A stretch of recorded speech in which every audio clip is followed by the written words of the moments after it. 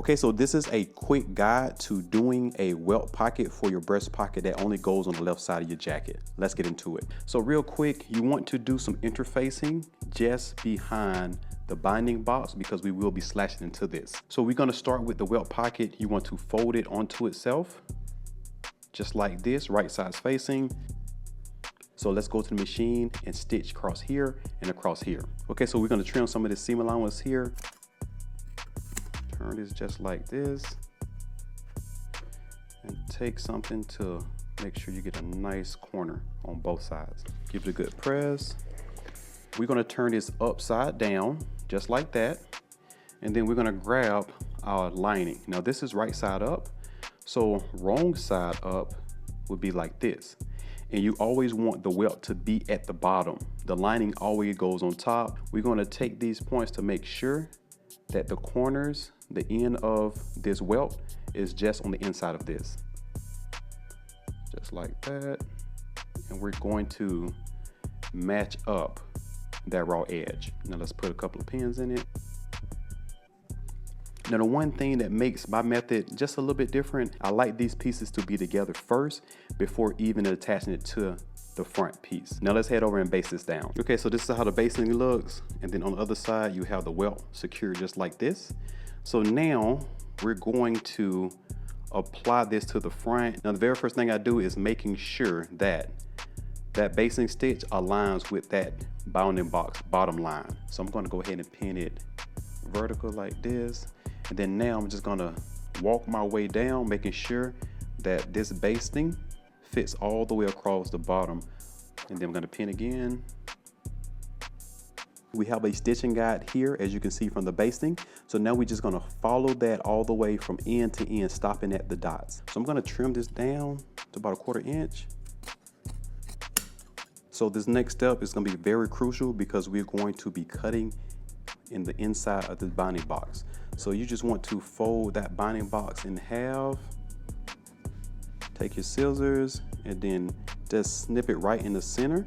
Okay, so once you make that snip in the center, you just want to trim all the way until you get about 1/2 inch to 5/8 of an inch from the end of that binding box. And then after you do that, you want to cut diagonally to where your marking is. Now, this is very important. If your stitching don't match up with your marking, you want to go to your stitching and not your marking. And then up here, you just want to go to the corner of that top binding box. Okay, that's going to create a triangle just like this. Now the other side, you're going to take this and turn it to the inside, leaving the welt facing outward. And that lining is flat underneath. And we're just gonna give this a good press. Now after we press that, you want to take your triangle pieces and tuck them underneath towards the inside. And then also this piece up top. And once we turn to the inside, we have a binding box here at the top here. And we're gonna take the top and match it up directly with this fold here at the top. And then once you get that, and then we're gonna pin directly in this fold that aligns with the top of the binding box. Okay, so once you pin it, it should look just like this across the top.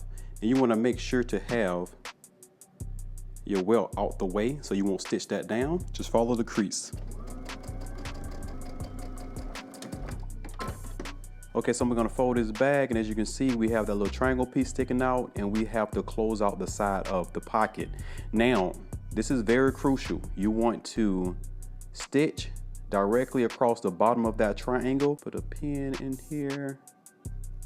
And then now the other side, making sure you identify that triangle there, and then pin the side. And then we're gonna head to the machine and stitch all the way down. Okay, so now the seam allowance for this should be 5/8 of an inch, but don't stress it. You wanna make sure that you get that triangle at the very bottom right here. And then angle it up. Okay, so we're fresh from the machine. As you can see, this is how the back looks. And then once you turn it to the front side, and the only thing left to do, you have two options. You can hand stitch the side here so you have a blind stitch and you won't see it, but it'll be secure. Or you can do a very close top stitch. All right, so I hope that was very helpful. And remember, you can use muslin fabric just like this to get really good practice in. And remember, you can follow all my tips and techniques and tutorials on my YouTube page at Norris Dancer Ford.